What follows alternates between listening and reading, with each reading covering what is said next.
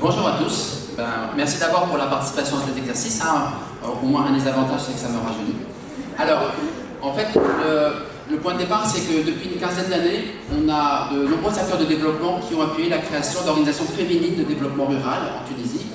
On compte à peu près 160 de ces organisations actuellement, donc c'est plusieurs milliers de membres. Alors, dans le vocabulaire local, on parle de GDA, Groupement de développement agricole.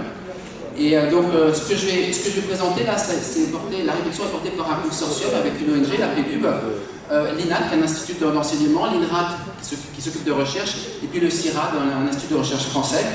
Et donc, ce consortium a mené des recherches sur cette question-là, mais aussi, on a mené un atelier avec des femmes rurales, avec les acteurs du développement, pour produire les idées du policy-brief. Donc, le constat, c'est que depuis maintenant ces quinzaines d'années, ces mouvements existent, ils sont sur le terrain, ils fonctionnent. Après, ils rencontrent de nombreuses limites. Et au cœur un enjeu important, au cœur, c'est la question de l'autonomie. C'est quoi l'autonomie d'un GDA? C'est leur capacité d'être sur le siège du producteur, être capable de prendre des décisions, être capable de planifier, être capable de définir ses propres objectifs et ensuite seulement d'aller voir le soutien par rapport aux objectifs qu'ils se sont fixés. Donc, cette autonomie, elle est encore très fragile pour de nombreux GDA en groupement de développement agricole féminin en Tunisie.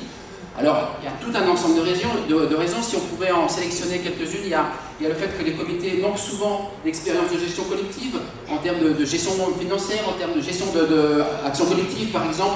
Le fait aussi qu'on a des locaux inadaptés, de faibles capacités de réseautage. Un ensemble de contraintes qui fait qu'on a certains GDA qui avancent bien, mais d'autres qui, entre guillemets, vivotent ou ont du mal à avancer. Et donc, face à ces idées, si on peut essayer de définir quelques pistes pour améliorer la situation. Une première piste, ce serait d'améliorer le cadre juridique, faire en sorte que ces GDA deviennent de vrais acteurs économiques à part entière. Une autre, c'est d'améliorer tout ce qui est gouvernance, capacité de gestion collective, qui manque beaucoup.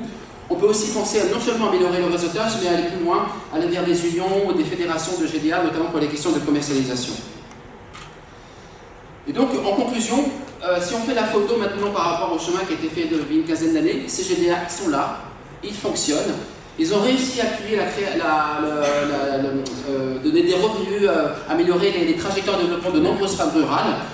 C'est un vrai succès, mais avec beaucoup de fragilité.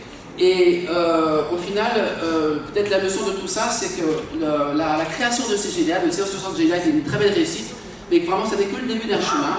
Et il faut organiser ce chemin, le planifier, le renforcer pour que ces GDA contribuent pleinement à l'objectif qui est d'améliorer l'autonomisation des femmes rurales. Merci.